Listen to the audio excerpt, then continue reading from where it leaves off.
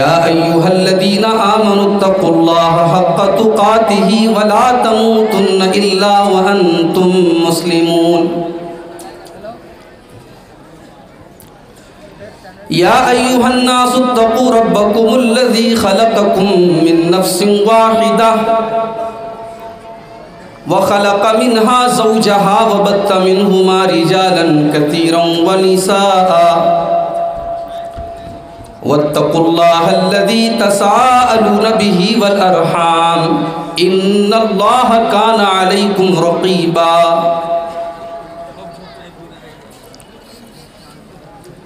يا أيها الذين آمنوا اتقوا الله وقولوا قولا سديدا يصلح لكم أعمالكم ويغفر لكم ذنوبكم ومن يطع الله ورسوله فقد فاز فوزا عظيما.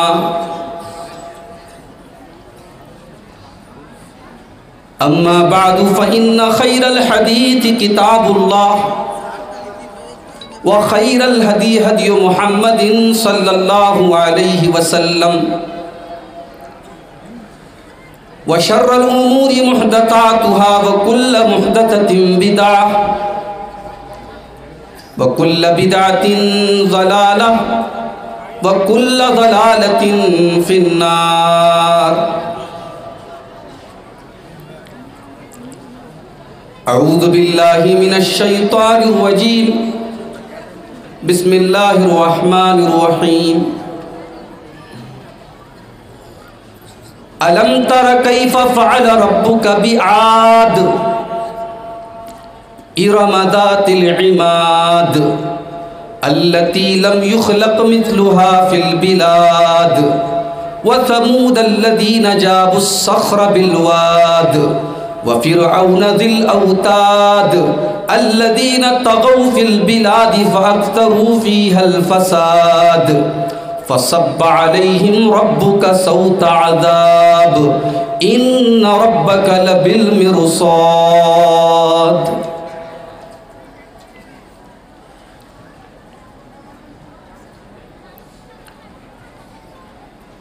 پہلے آپ اپنا دل آئینہ کیجئے، پہلے آپ اپنا دل آئینہ کیجئے، پھر کسی سے امید وفا کیجئے. پہلے آپ اپنا دل آئینہ کیجئے، پھر کسی سے امید وفا کیجئے. سر بلندی کی خواہش ہے دل میں اگر، سر بلندی کی خواہش ہے دل میں اگر، سر بلندی کی خواہش ہے دل میں اگر، سر اٹھا کر نہ اتنا چلا کیجئے، سر اٹھا کر نہ اتنا چلا کیجئے. مسئلے خود بخود حل ہو ہی جائیں گے، مسئلے خود بخود ہی حل ہو جائیں گے، مسئلے خود بخود ہی حل ہو جائیں گے. اپنی اپنی حدوں میں رہا کیجئے، اپنی اپنی حدوں میں رہا کیجئے. اتنی سنجیدگی بھی مناسب نہیں، اتنی سنجیدگی بھی مناسب نہیں. گاہے گاہے میاں ہنس لیا کیجئے، گاہے گاہے میاں ہنس لیا کیجئے. پیکر مصلحت ہے ہر ایک آدمی، پیکر مصلحت ہے ہر ایک آدمی، پیکر مصلحت ہے ہر ایک آدمی. کس سے ملیے کسے رہنما کیجئے، کس سے ملیے کسے رہنما کیجئے، پہلے آپ اپنا دل آئینہ کیجئے، پھر کسی سے امید وفا کیجئے۔ صدر محترم، علماء کرام، محترم بزرگوں، نوجوان ساتھیوں، پردہ نشین ماؤں اور بہنوں، پیارے بچوں، ہرن پور پاکڑ کا یہ پروگرام بڑے اچھے طریقے سے، بڑے سکون سے چل رہا ہے، اور مجھے اس پروگرام کی آخری کڑی کے طور پر آپ کے سامنے حاضر کیا گیا ہے۔ میں نے آپ کے سامنے خطبہ مسنونہ کے بعد قرآن مجید کے 30ویں پارے کی کچھ آیتیں پڑھی ہیں سورۃ الفجر کی۔ ان آیتوں میں اللہ تعالیٰ نے دنیا کی کچھ ایسی قوموں کا ذکر کیا ہے جن کے اوپر اللہ کا عذاب آیا تھا۔ اللہ نے ان قوموں کی طاقت کا ذکر کیا ہے کہ وہ کتنی پاورفل تھی، کتنی طاقتور تھی، لیکن طاقتور ہونے کے باوجود جب ان قوموں نے اللہ تبارک و تعالیٰ کے احکام کی نافرمانی کی، اس کی شریعت کی نافرمانی کی، تو اللہ کے عذاب کا کوڑا برسا ان کے اوپر، اور دردناک عذاب ان قوموں کے اوپر آیا۔ آئیے ان آیتوں کا ترجمہ پہلے ہم دیکھ لیتے ہیں، پھر بات کو آگے بڑھاتے ہیں۔ قرآن کا 30واں پارہ، سورۃ الفجر کی آیات ہیں۔ ہو سکتا ہے کہ آپ میں سے بہت سارے لوگوں کو یاد بھی ہوں یہ آیت۔ الم تر کیف فعل ربک بعاد، اے نبی کیا آپ نے اس قوم کو دیکھا جس قوم کو قوم عاد کہا جاتا ہے کہ اللہ تعالیٰ نے اس قوم کے ساتھ کیا سلوک کیا؟ ارم ذات العماد، یہ جو قوم عاد تھی یہ بہت بڑے بڑے کھمبے والے مکان بناتی تھی، پہاڑوں کو کاٹ کاٹ کر کے مکان بناتی تھی۔ وَثَمُودَ الَّذِينَ جَابُوا الصَّخْرَ بِالْوَادِ، اور اے نبی کیا آپ نے دیکھا کہ قوم سمود کے ساتھ اللہ تعالیٰ نے کیا کیا، جو چٹانوں کو کاٹ کاٹ کر کے اپنے مکان بناتی تھی۔ یہ دو قومیں بڑی طاقتور تھی، قوم عاد اور قوم سمود۔ قوم عاد کی طرف اللہ تعالیٰ نے حضرت ہود علیہ السلام کو نبی بنا کر کے بھیجا، قوم سمود کی طرف حضرت صالح علیہ السلام کو نبی بنا کر کے بھیجا۔ اور یہ دونوں قومیں اتنی طاقتور تھیں کہ ان کو ناز تھا کہ ہم سے زیادہ طاقتور کوئی نہیں ہے۔ قوم عاد کے لوگ تو باقاعدہ کہتے تھے من اشد منا قوہ، ہم سے زیادہ طاقتور کون ہے، ہم سے زیادہ پاورفل کون ہے۔ قوم عاد کا ذکر اللہ نے کیا، قوم سمود کا ذکر اللہ نے کیا۔ اس کے بعد اللہ فرماتا ہے وَفِرْعَوْنَ ذِي الْأَوْتَادِ، اور اے نبی آپ کی رب نے فرعون کے ساتھ کیا سلوک کیا جو ذی الاوتاد تھا، جو بے قصور لوگوں کے ہاتھوں اور پیروں میں کیل ٹھکوا کر کے ان کو پھانسی پہ چڑھا دیتا تھا، جو لوگوں کے اوپر بڑا ظلم اور اتیاچار کرتا تھا، جو بہت بڑا ظالم تھا، بہت بڑا ظالم۔ الذین طغوا فی البلاد، قوم عاد نے، قوم سمود نے اور فرعون نے، ان سب لوگوں نے اللہ کی زمین کے اندر اللہ کے قانون کو توڑا، انہوں نے ظلم کیا، انہوں نے سرکشی کی، انہوں نے گناہ کیے، انہوں نے اللہ کو ناراض کیا۔ فَأَكْثَرُوا فِيهَا الْفَسَادَ، اور انہوں نے بہت زیادہ فساد مچایا۔ جب انہوں نے بہت زیادہ فساد مچایا، ان کا انجام کیا ہوا؟ فرمایا فَصَبَّ عَلَيْهِمْ رَبُّكَ سَوْطَ عَذَابٍ،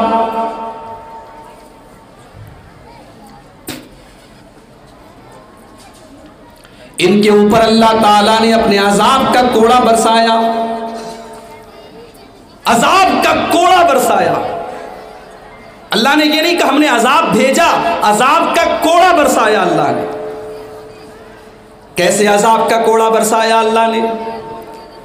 قوم عاد کو بڑی طاقت پہ ناز تھا، اپنے بڑا غرور ان کے سر کے اندر چھپا ہوا تھا، بڑا اہنکار اور گھمنڈ ان کے اندر تھا۔ اللہ نے قوم عاد کے اوپر آندھی کا عذاب بھیجا، بہت تیز ہواؤں کا عذاب بھیجا۔ اللہ نے فرمایا وَأَمَّا عَادٌ فَأُهْلِكُوا بِرِيحٍ صَرْصَرٍ عَاتِيَةٍ سَخَّرَهَا عَلَيْهِمْ 7 لَيَالٍ و8 أَيَّامٍ حُسُومًا۔ ہم نے قوم عاد کے اوپر ہواؤں کے ذریعے اپنا عذاب بھیجا، اور یہ ہوائیں 7 رات اور 8 دن تک لگاتار چلتی رہیں۔ 7 دن اور 8 راتوں تک یہ اللہ کا عذاب ان کے اوپر آتا رہا، ہوائیں چلتی رہیں، اور ہوا کے ذریعے ان کو اللہ تعالیٰ نے ایسا عذاب ان کے اوپر بھیجا کہ ان کے سر ان کے دھڑ سے الگ ہو گئے، اور ان کی لاشیں زمین کے اوپر پڑی تھیں۔ اور کس طریقے سے ان کی لاشیں پڑی تھیں؟ اللہ فرماتا ہے کأنہم اعجاز نخل خاویہ، جیسے کھجور کے سڑے ہوئے تنے ہوں، جیسے کھجور کا پیڑ سڑ جائے اور زمین کے اوپر پڑا ہو، اس طریقے سے ان کی ڈیڈ باڈی، ان کی لاشیں زمین کے اوپر پڑی تھیں۔ فَهَلْ تَرَى لَهُم مِّن بَاقِيَةٍ، اور آج قوم عاد کا کوئی ایک انسان بھی دنیا میں نہیں بچا، جن کو اپنی طاقت پہ ناز تھا، جو اللہ کا مذاق اڑاتے تھے، جو اپنے نبی کا مذاق اڑاتے تھے، آج ہم نے ان کو سبع ہستی سے مٹا دیا۔ فَهَلْ تَرَى لَهُم مِّن بَاقِيَةٍ، اور ایک انسان بھی قوم عاد کا نہیں بچا۔ دوسری طرف قوم سمود کو دیکھو، اللہ تعالیٰ نے حضرت صالح علیہ السلام کو نبی بنا کر کے بھیجا۔ ان کی قوم کے لوگوں نے کہا کہ ہم آپ کو اللہ کا نبی کیسے مان لیں، آپ کوئی نشانی لے کر کے آئیے۔ اللہ نے ایک چٹان کے اندر سے ایک اونٹنی کو پیدا کیا، ایک اونٹنی چٹان کے اندر سے نکلی۔ اللہ تعالیٰ نے اس اونٹنی کو ان کے لیے نشانی بنا دیا۔ حضرت صالح علیہ السلام نے اپنی قوم سے کہا کہ یہ اونٹنی اللہ کی طرف سے ایک آزمائش بن کر کے آئی ہے، اس اونٹنی کو تم غلط نیت سے ٹچ بھی نہ کرنا، اس کو برے مقصد سے تم چھونا بھی نہیں، ورنہ اللہ کا عذاب آ جائے گا۔ صالح علیہ السلام نے کہا جب تم ندی کے پاس اپنے جانوروں کو پانی پلانے جاؤ تو ایک دن تم اپنے جانوروں کو پانی پلانا، اور ایک دن یہ اونٹنی پانی پیے گی، اس اونٹنی کو تم ٹچ مت کرنا۔ لیکن جب کسی قوم کے اندر برائی کرنے والے بے لگام ہو جائیں اور قوم کے لوگ سائلنٹ ہو جائیں، تب اللہ کا عذاب آ کر کے رہتا ہے۔ قوم سمود کے اندر ایک انسان اٹھا، اس نے حضرت صالح علیہ السلام کی اس اونٹنی کو لے جا کر کے قتل کر دیا، مار ڈالا، ختم کر دیا۔ اونٹنی کو قتل کرنے والا ایک انسان تھا، مگر قرآن کیا کہتا ہے؟ فَكَذَّبُوهُ فَعَقَرُوهَا، انہوں نے حضرت صالح کو جھٹلایا اور انہوں نے اس اونٹنی کو قتل کر ڈالا۔ ایک آدمی نے اپرادھ کیا، ایک آدمی نے جرم کیا، مگر قرآن نے ساری قوم کو مجرم مانا۔ اس کا مطلب یہ ہوا کہ اگر جرم کرنے والا ایک ہی انسان ہو لیکن ساری قوم اس کے جرم کو صحیح قرار دیتی ہو۔ مثال کے طور پر ابھی راجستھان کے 2 لڑکوں کو پکڑ کر کے، مسلمان لڑکوں کو کچھ لوگ لے کر کے گئے، اور 2 دن کے بعد ان کی جلی ہوئی لاش برآمد ہوئی۔ اور ہندوستان کا ایک بڑا طبقہ ایسا ہے جو اس مسئلے پر خاموش ہے، اور جس کی نظر میں یہ کوئی جرم نہیں ہے، یا یہ کہہ لیجئے کہ وہ اس جرم کو بہت بڑا جرم نہیں مانتا۔ ان 2 بے قصور مسلمان نوجوانوں کو جلانے والے جتنے بڑے گنہگار ہیں، اس گناہ کو گناہ نہ سمجھنے والے بھی اتنے ہی بڑے گنہگار ہیں۔ فَكَذَّبُوهُ فَعَقَرُوهَا، صالح علیہ السلام کی قوم کے ایک آدمی نے اونٹنی کو قتل کیا تھا، مگر قرآن کہتا ہے ساری قوم کے لوگوں نے اونٹنی کو قتل کیا۔ اور جب ان کے اوپر اللہ کا عذاب آیا، قرآن کہتا ہے وَأَمَّا ثَمُودُ فَأُهْلِكُوا بِالطَّاغِيَةِ، قوم سمود کے اوپر طوفان کے ذریعے اللہ کا عذاب آیا۔ بہت زوردار آسمان سے آواز آئی جس سے ان کے کانوں کے پردے پھٹ گئے، ان کو ہارٹ اٹیک آ گیا، ان کا دل، ان کا ہارٹ فیل ہو گیا، فوراً وہ آن دا اسپاٹ مر گئے۔ قوم عاد کا یہ انجام ہوا، قوم سمود کا یہ انجام۔ اور فرعون کا انجام کیا ہوا؟ فرعون تو وہ تھا جو حضرت موسیٰ علیہ السلام کا مذاق اڑایا کرتا تھا اور کہتا تھا کہ اے موسیٰ، تجھے تو ڈھنگ سے بات کرنا بھی نہیں آتا، تیری زبان کے اندر لکنت پائی جاتی ہے، تو تتلا کر کے بولتا ہے، تو لڑکھڑا کر کے بولتا ہے، تیری آواز میں تو لکنت ہے۔ اے موسیٰ، جب تو ڈھنگ سے بول نہیں سکتا ہے تو اپنے آپ کو نبی کیسے کہتا ہے؟ اچھا، اللہ کی قدرت دیکھو۔ موسیٰ علیہ السلام کے بارے میں علماء نے لکھا ہے کہ بچپن میں ان کے ساتھ کوئی ایکسیڈنٹ ہو گیا تھا، کوئی حادثہ ہو گیا تھا اور ان کی زبان جل گئی تھی، اس لیے جب وہ بولتے تھے تو فلوئنسی نہیں تھی، ان کی آواز لڑکھڑا جاتی تھی، ان کی بولی بیچ میں رک جاتی تھی۔ اسی لیے موسیٰ علیہ السلام نے اللہ کی بارگاہ میں جب دعا کی تو اس دعا میں ایک لفظ انہوں نے یہ بھی کہا تھا، رب اشرح لی صدری ویسر لی امری واحلل عقدۃ من لسانی۔ اے اللہ تو میرے سینے کو کھول دے، اے اللہ میرے معاملے کو آسان کر دے، واحلل عقدۃ من لسانی، اور میری زبان کی گرے کو کھول دے، میری زبان کے اندر جو گرے تو اس کو کھول دے، یفقہوا قولی، تاکہ لوگ میری بات سمجھ سکیں۔ اس سے ایک سبق یہ بھی ملا کہ عالم کو چاہیے کہ وہ ایسے انداز میں بات کرے کہ سامنے والا بات سمجھے۔ اگر عالم ایسے انداز میں بات کر رہا ہے، مقرر ایسے انداز میں بات کر رہا ہے، وہ خود ہی بول رہا ہے، خود ہی سمجھ رہا ہے، تو یہ کوئی کمال کی بات نہیں ہے۔ آپ کی زبان اور آپ کی لینگویج ایسی ہو جو سب کو سمجھ میں آئے۔ یہ موسیٰ علیہ السلام نے دعا کی تھی کہ اے اللہ میری زبان کی گرے کو کھول دے تاکہ لوگ میری بات کو سمجھیں۔ اور یہیں پر ایک نکتہ یہ بھی ملا کہ جب موسیٰ علیہ السلام کو بولنے میں تکلیف ہو رہی تھی، ان کی آواز بہت کلیئر نہیں نکل پا رہی تھی، تو اللہ نے اپنے اس نبی کو معجزہ بھی دیا۔ تو کیا دیا؟ اللہ نے کلیم بنا لیا حضرت موسیٰ کو اور کلام کیا ان کے ساتھ۔ جس نبی کی زبان میں لکنت پائی جا رہی ہے، اللہ نے اس نبی کو یہ مقام دیا، وَكَلَّمَ اللَّهُ مُوسَىٰ تَكْلِيمًا، اللہ نے موسیٰ کو کلیم اللہ بنا دیا اور اللہ نے موسیٰ سے کلام فرمایا۔ تو فرعون نے موسیٰ علیہ السلام کا مذاق اڑایا، کہا میں تجھے نبی نہیں مانتا۔ موسیٰ علیہ السلام نے کہا میں اللہ کا نبی ہوں، میں رب العالمین کا رسول ہوں۔ تو فرعون نے کہا کون ہے رب العالمین؟ آسمان میں رہتا ہے؟ اپنے درباریوں سے کہا کہ چلو ایک محل تیار کرو، ایک سیڑھی تیار کرو، ذرا میں بھی آسمان پر پہنچوں اور میں دیکھوں کہ موسیٰ کا رب کیسا ہے۔ فرعون نے موسیٰ علیہ السلام کا مذاق اڑایا، اللہ کا مذاق اڑایا۔ اتنا ہی نہیں، اس کو اس بات کے اوپر بھی ناز تھا کہ وہ مصر کا بادشاہ ہے اور مصر کے اندر ندیاں بہت ساری ہیں۔ اس نے کہا تھا هذه الانہار تجری من تحتی، اے موسیٰ یہ بڑی بڑی ندیاں میری حکومت میں بہ رہی ہیں، میرے محل کے نیچے بہ رہی ہیں، ان ندیوں کا مالک ہوں، ان نہروں کا مالک ہوں۔ اللہ نے کہا اچھا تو تجھے اپنی ندیوں پر ناز ہے، اب دیکھ اپنا عذاب ہم تیرے اوپر کیسے نازل کرتے ہیں۔ موسیٰ علیہ السلام کو اللہ نے حکم دیا کہ بنی اسرائیل کو لے کر کے نکل جاؤ راتوں رات۔ موسیٰ علیہ السلام بنی اسرائیل کو لے کر کے جانے لگے۔ فرعون کو پتا چلا کہ موسیٰ علیہ السلام شہر چھوڑ کر کے بھاگ رہے ہیں، اس نے لشکر کو تیار کیا اور حضرت موسیٰ کا پیچھا کرنے لگا۔ پیچھا کرتے کرتے جب دریائے نیل کے پاس یا دریائے قلزم کے پاس پہنچے، حضرت موسیٰ علیہ السلام اور ان کے ساتھی گھبرا گئے کہ سامنے تو پانی ہے اور پیچھے فرعون کا لشکر ہے اور دائیں بائیں کوئی راستہ نہیں ہے، ہم جائیں تو کہاں جائیں، ہم بھاگیں تو کہاں بھاگیں، ہمیں پناہ ملے تو کیسے ملے۔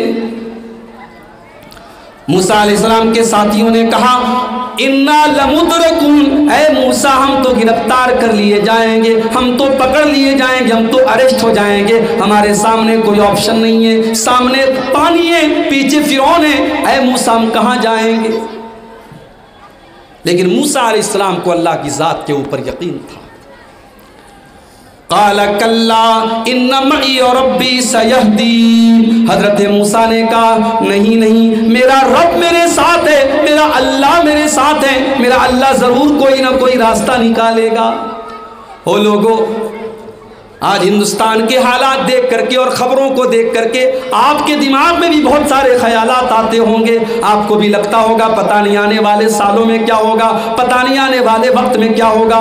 گھبرانے کی ضرورت نہیں ہے, پریشان ہونے کی ضرورت نہیں ہے. اگر آپ کا ایمان مضبوط ہے, اگر آپ کا عقیدہ مضبوط ہے, اگر آپ کی پیشانی ایک اللہ کے آگے جھک رہی ہے, اگر آپ توحید کے اوپر ہیں, اگر آپ ایمان کے اوپر ہیں, میرے پیارے ساتھیوں, اللہ نے موسیٰ علیہ السلام کو بچایا تھا, اللہ نے ہمارے نبی کو غار ثور میں بچایا تھا, اللہ ہماری بھی حفاظت کرے گا. شرط یہ کہ ہم سچے پکے توحید والے بن جائیں, مومن بن جائیں. اطمینان پیدا کرو, سکون پیدا کرو. گھبرانے سے کیا ہوگا؟ یہ جو ڈر ہے اپنے دل میں, یہ ڈر نکال دو. ڈرنا ہے تو اللہ سے ڈرو. وہ ذات ہے جس سے ڈرا جائے, وہ ذات ہے جس سے امید لگائی جائے. اگر آپ کا توکل مضبوط ہے, آپ کا ایمان مضبوط ہے, دنیا کی کوئی طاقت آپ کا کچھ نہیں بگاڑ سکتی. موسیٰ علیہ السلام نے بڑے اطمینان سے کہا کہ میرا رب میرے ساتھ ہے, وہ مجھے بے سہارا نہیں چھوڑے گا. اللہ نے فرمایا اے موسیٰ اپنی لاٹھی کو ذرا پانی کے اوپر مارو. موسیٰ علیہ السلام نے پانی کے اوپر اپنی لاٹھی کو مارا. لاٹھی تو لاٹھی ہوتی ہے, اللہ نے اس لاٹھی کے اندر یہ کمال پیدا کر دیا. اس لاٹھی کو جیسے موسیٰ علیہ السلام نے پانی کے اوپر مارا, فانفلق فکان کل فرق کالطود العظیم, پانی دو ٹکڑے ہو گیا اور بیچ میں راستہ بن گیا, دریا کے بیچ میں راستہ بن گیا. اس کو کہتے میریکل, اس کو کہتے معجزہ. اللہ کے حکم سے پانی کے بیچ میں راستہ بن گیا. موسیٰ علیہ السلام اور ان کے ساتھی پانی کے راستے کو طے کر کے پانی کو پار کر گئے, دریا کو پار کر گئے. فرعون نے دیکھا کہ پانی کے بیچ میں راستہ بن گیا ہے. فرعون بھی اپنے لشکر کو لے کر کے پانی کے اندر چلا گیا, اس راستے کے اندر چلا گیا. جب موسیٰ علیہ السلام اس پار چلے گئے اور بنی اسرائیل اس پار چلے گئے, اللہ نے پانی کے دونوں پٹوں کو ملا دیا, پانی کے دونوں ٹکڑوں کو ملا دیا, پانی کے دونوں سروں کو ملا دیا, اور فرعون اور اس کے سارے ساتھی ڈوب گئے. اور جب فرعون ڈوبنے لگا تب اسے یاد آیا کہ موسیٰ صحیح تھے اور میں غلط تھا. اس نے کہا آمنت بالذی آمنت بہ بنو اسرائیل, میں اس اللہ کے اوپر ایمان لا رہا ہوں جس کے اوپر بنی اسرائیل ایمان رکھتے ہیں. میں موسیٰ کے رب کے اوپر ایمان لاتا ہوں, میں ہارون کے رب کے اوپر ایمان لاتا ہوں. اللہ نے فرمایا الآن وقد عصیت من قبل, اے فرعون تو ساری زندگی تو اللہ کا انکار کرتا رہا, موسیٰ علیہ السلام کا انکار کرتا رہا, اور آج جب تیرے مرنے کا ٹائم آیا, جب موت تیری آنکھوں کے سامنے آ گئی تو ایمان لانے کی بات کر رہا ہے. آج تیرا ایمان معتبر نہیں ہے.